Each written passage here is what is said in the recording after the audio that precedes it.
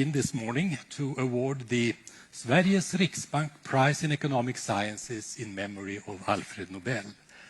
This prize is financed by the Central Bank of Sweden, awarded by the Royal Swedish Academy of Sciences, and included in the Nobel Prize program. It has been awarded now for more than half a century since its start in 1969.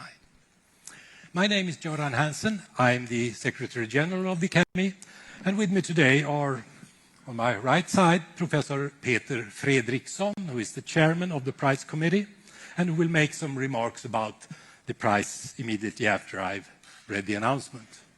On my left side is Professor Jakob, who is a member of the Prize Committee, and who will tell us more about the research that is being awarded today. Later on, we hope to have one of our new laureates with us on a phone line, and of course there will be opportunities for questions. This year's prize is about alleviating poverty. Årets pris handlar om att mildra fattigdomen. Kungliga Vetenskapsakademin har idag beslutat att utdela Sveriges Riksbanks pris i ekonomisk vetenskap till Alfred Nobels minne för år 2019, gemensamt till Abhijit Banerjee, Esther Duflo och Michael Kramer för deras experimentella ansats för att mildra global fattigdom. The Royal Swedish Academy of Sciences has today decided to award the Sveriges Riksbank Prize in Economic Sciences in Memory of Alfred Nobel for 2019 jointly to Abhijit Banerjee, Esther Duflo, and Michael Kramer for their experimental approach to alleviating global poverty. And here we have some brief biographic data about our new laureates. Dr. Abhijit Banerjee was born in Mumbai in India in 1961. He received his PhD from Harvard University in the United States in 1988, and he is currently the Ford Foundation International Professor of Economics at the Massachusetts Institute of Technology, MIT, in the United States. Dr. Esther Duflo was born in 1972 in Paris, in France. She received her PhD from MIT in 1999, and she's currently the Abdul Latif Jamil Professor of Poverty Alleviation and Development Economics at MIT. And Drs. Banerjee and Duflo are a couple, not only in research, but also privately. Dr. Michael Kramer was born in 1964. He's an American, and he got his PhD from Harvard University in Cambridge, Massachusetts, in the United States, and he remains there now as the Gates Professor of Developing Societies. And with that, I'd like to ask Peter Fredriksson to make some introductory remarks about the prize. Thank you, Göran. So this year's prize in the economic sciences is about alleviating global poverty. Now, how to reduce global poverty is a fundamental but also a daunting question. This year's laureates have shown that it's best to break down this daunting issue into smaller, more precise questions. Questions you can credibly answer. They have examined the impact of interventions in various important areas, such as education, health, agriculture, and access to credit. Which interventions work? Why do they work? And are the benefits greater than the costs? Effective policy alleviation requires that we can answer these questions. And the most credible way of answering them is to try particular interventions in field experiments. This experimental approach has completely reshaped research in development economics. The results have had a clear impact on policy and keeps improving our ability to fight global poverty. Professor Jakob Stenson will now describe the research contributions of the laureates in greater detail. Thank you. So, despite the fact that there has been massive progress in the last few decades, global poverty remains a very big problem. In low and middle income countries, more than 700 million people still live in extreme poverty. 1 in 3 children are malnourished, and most children leave school without basic skills in reading, writing, and mathematics. So how to effectively reduce global poverty remains a very important question. This year's prize in economic sciences rewards an approach that identifies effective ways of reducing global poverty. The new experimental approach has pushed the research frontier forward in crucial ways. First, it helps us identify the causes of poverty. Second, it helps us draw conclusions about causal effects of policies to fight global poverty. And finally, it facilitates the analysis of cost effectiveness across different options or policies to reduce global poverty. To illustrate the new approach, let me take an example of a very important topic or area, namely the learning crisis. That is the fact that many children learn very little in school. Why is that, and what can be done about it? Well, in essence, in the new approach, this broad question about why are school children not learning are broken down into more detailed and specific questions, such as what's the impact of providing more school inputs, for example, textbooks? How can we reduce teacher absence, and what's the impact of such a reform? And then it tries to answer these specific questions using field experiments, that is, experiments among the people most affected. And such field experiments can tell us about the causal effect of a specific intervention. It can tell us about which interventions work, and if properly designed, it can tell us why a specific intervention works or why it does not work. That is, it can tell us more about human behavior. With sufficiently many such field experiments, we can draw firm conclusions about causes and about policies. And let me stay with the learning example or learning crisis question and give you some example of what we today know. So for instance, we know that more school inputs, such as textbooks or school meals, without complementary reforms, do not lead to better school results. In fact, this result was first documented by Michael Kramer in the very first study using this new experimental approach. On the other hand, we know that reforms that better match teaching to children's learning levels are of great value. And one example of such an intervention is the Teaching at the Right Level program. That was an intervention evaluated and redesigned through a series of field experiments by Banerjee and Deflor. And today, it serves more than 60 million pupils in India and Africa. So the new experimental approach has not only transformed research in education, but research on all core areas of development economics. So health, credit, agricultural transformation, and so forth. And in all these areas, it provides evidence of what works and why. Some interventions have been scaled up. Others have influenced policy.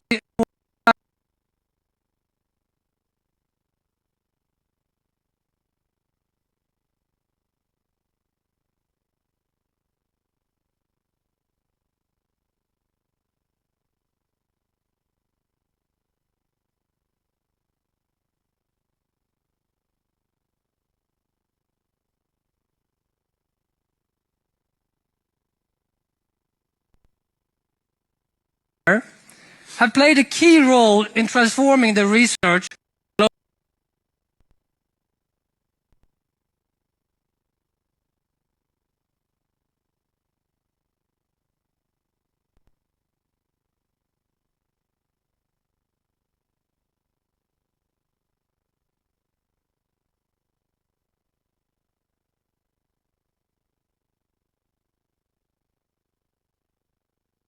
global poverty. Thank you very much.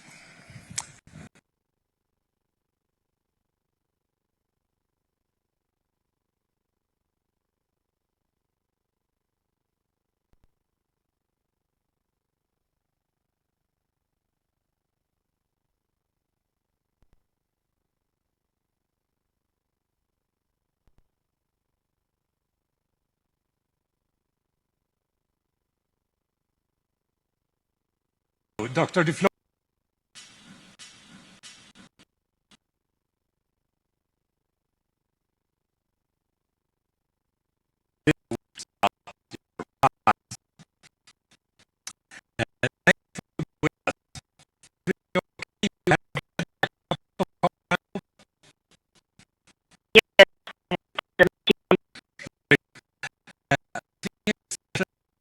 Hall of the Academy of Sciences, and there's a large number of journalists here. I'm sure they would like to ask you some questions. So, are you ready for them? Absolutely. Who would like to start? Gentleman over there. Jonas Solin, Swedish Television. Congratulations. What would you say is Thank you very much. What would you say is the essence of your research? So the essence of our research is to try to make sure, our goal is to make sure that the fight against poverty is based on scientific evidence. It starts from the idea that often the poor are reduced to caricatures, and often even people who try to help them do not actually understand what are the deep roots of the problems that are addressing the poor. Poor people are supposed to be either completely desperate or lazy or entrepreneurial, but we don't try to understand we don't try to understand the deep root and interconnected root of poverty. So what we try to do in our approach is to say, look, let's try and unpack the problem one by one and address them as rigorously and scientifically as possible. And that's how we developed and used in the fight against poverty the experimental approach to better understand what are the reasons for particular problems, for example, the learning crisis that Professor Stenson was talking about, and what can be done about it, what works, what doesn't work, and why. And what was the reaction when you received the news that you got the prize? It was incredibly humbling, to tell you the truth. I didn't think it was possible to win the Nobel Prize in economics before being significantly older than any of the three of us. And I think the reason is that there's something unique about the Nobel Prize in economics among all the prizes, which is that it reflects, I think, a change in the world and a change in the field of economics beyond our individual work. And it takes some time usually for this to happen, and in a sense we're too young for that. But I think what it reflects is the incredible collective work that this is. So I think the three of us stand for hundreds of researchers and who are part of a network that work on global poverty that we created together 15 years ago, JPAL, and thousands of staff, and of course all of the partners and NGO and government that we have worked with. So that it really reflects the fact that it has become a movement that is much larger than us, but we are delighted to have this opportunity to represent. Thank you. More questions? Yes, gentleman there. Hello, this is Jens Nordström from TV4 in Stockholm, Sweden. Congratulations, Dr. Duflo. I'm curious, you're the second woman who has won the economics prize ever. Is this important? I think this comes at an extremely opportune and important time. I'm also incredibly humbled to be only the second woman, and I also hoped to represent all the women in economics. We are at a time where we are starting to realize in the profession that the way that we conduct each other privately and publicly is not conducive to all the time to a very good environment.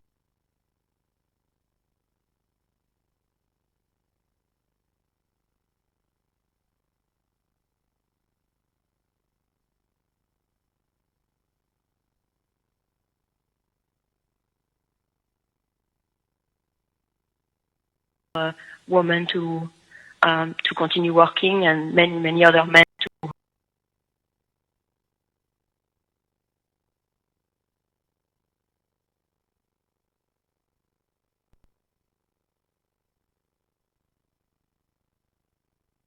World at the moment, where there are numerous risks to the economy. What do you think about these risks that we see?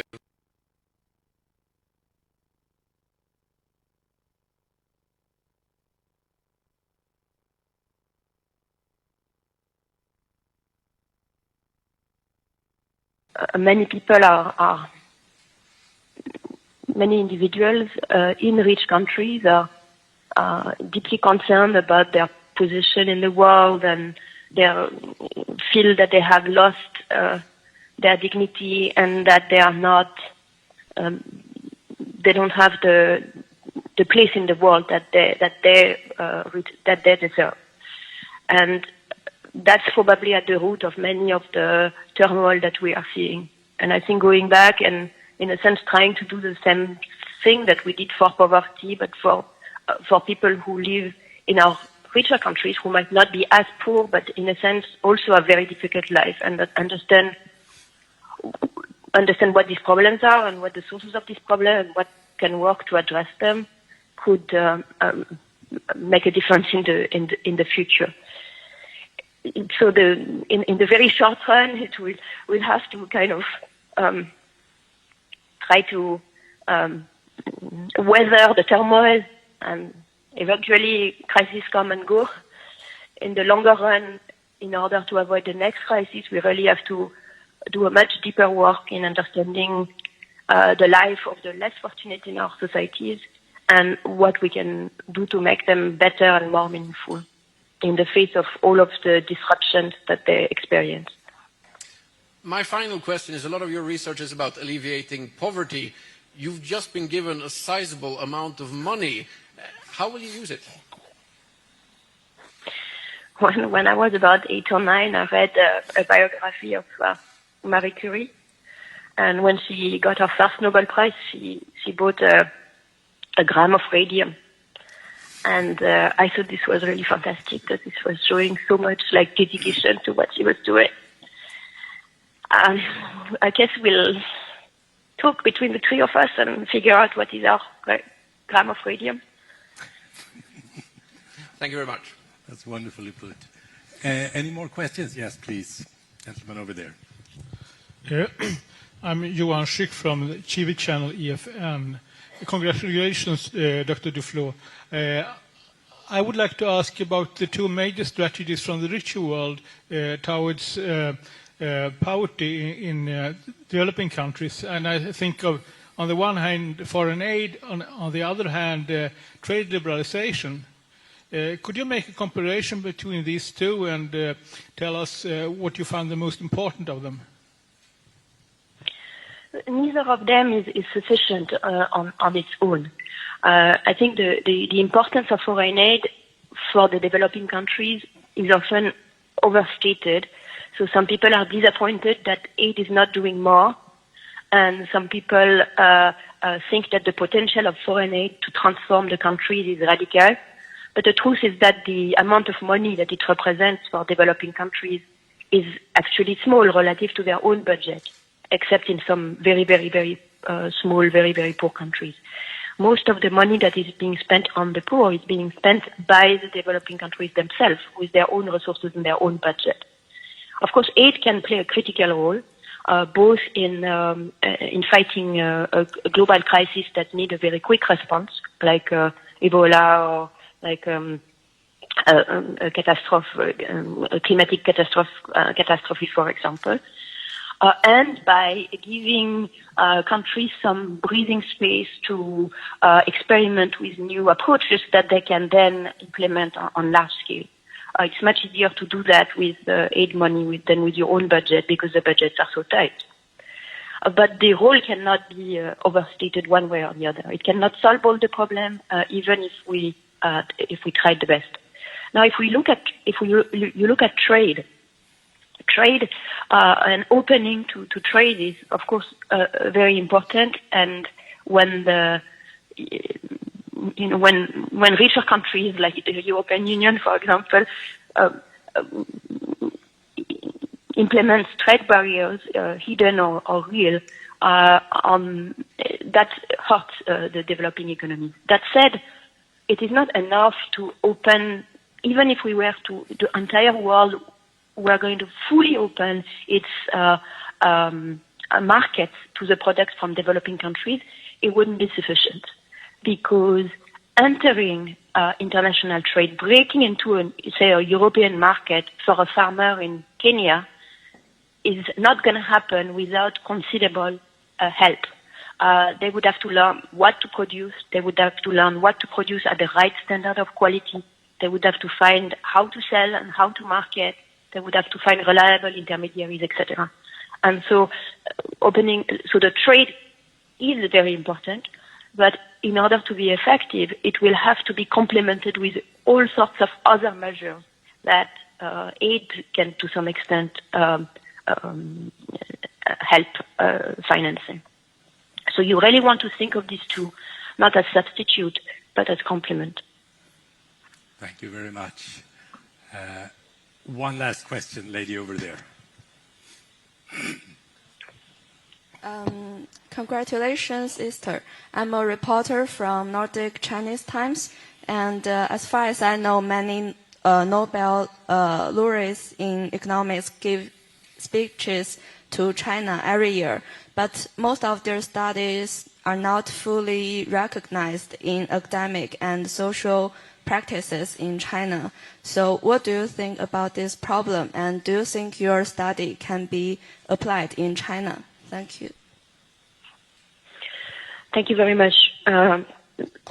So I have done almost no work in China personally, but again, I think that this prize really recognized the collective effort of hundreds of researchers. Many of them have worked in China. And that research, of course, is pertinent for China because it took place in China. And even though China has undergone considerable economic growth, and as a result, many people are much richer now, and the poverty rates are fallen down.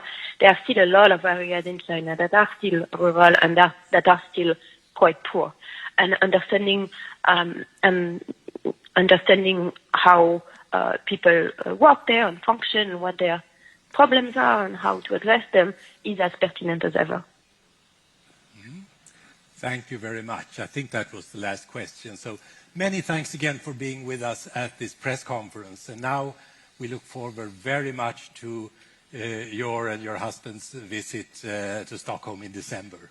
Thanks again. Bye-bye. Thank you very much. Bye-bye. Bye. So, and now there is opportunities for questions to the panel.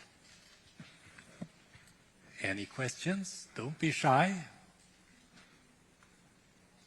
Everything is, yes, we got the question. Wonderful. That gives you an extra bonus. I'm wondering, there's always been a talk of the small number of females. There's only one person before, Esther Duflo, who got the prize. Has this discussion influenced the committee in any way? I'll give the word to Peter in a second, but let me just say that I think this reflects that there are more and more women scientists going in also into the economic sciences field. Yes, I mean, this is a question that we take extremely seriously. As Göran said, partly it reflects how the profession has evolved over time. So over time, we're seeing more women coming into academics. And over time, I'm convinced that we're going to see more female laureates as well. One may note that one of the best predictors of the Nobel Prize is the so-called Bates-Clark medal that's given to researchers under the age of 40, and the first female to receive that was in 2007. Esther Duflo received it in 2010. So that gives you some idea of that this is, the female entry into prestigious academic positions in the economics is relatively recent. But I'd like to add one more thing. It's important to remember that Esther Duflo gets the prize not because she's a woman, but because she's made the most important contributions. Absolutely, and that's our job, to evaluate the research contribution. That's our sole job. Esther Duflo mentioned that she mentioned that she thought it was important that women receive this prize, as it shows that there are role models around. Do you agree that that should be something that you should take into consideration? We are, in all the areas of the Nobel Prize, we are encouraging nominators to take a broad perspective with regard to women, ethnicity, geography, and we're following that very carefully and to see the impact on the number of nominations. Then we have educated ourselves by inviting experts on, for instance, gender issues to lecture to us, and with internal discussions. In the end, we have to give the prize to the most worthy individual, whether he or she is Scandinavian or not, as Nobel wrote in his last will. So in the end, gender or ethnicity does not matter, but we have to make sure that the best scientists are nominated and evaluated irrespective of their gender or their citizenship. You'll have to excuse me if I dwell on the question. I'm also a bit curious on the reasoning behind that poverty research gets the prize this year. Is there any external factor that, or was it just a time to give a prize for alleviating poverty? I think I'll ask both Peter and Jakob to comment on that. Who'd like to start? Should I say? I mean, global poverty is always a major issue, and as Jakob described, the laureates have really transformed how development economics is conducted, and it's given many new important results.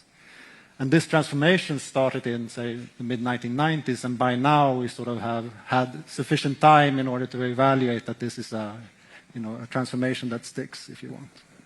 I don't know. No, I think you mentioned exactly why. It takes time to evaluate a particular contribution, and this particular contribution has had a huge impact in a relatively short period of time, maybe in 20-25 years, which is maybe not typically the case. And why it came up this year or not last year or 3 years from now, I actually don't know.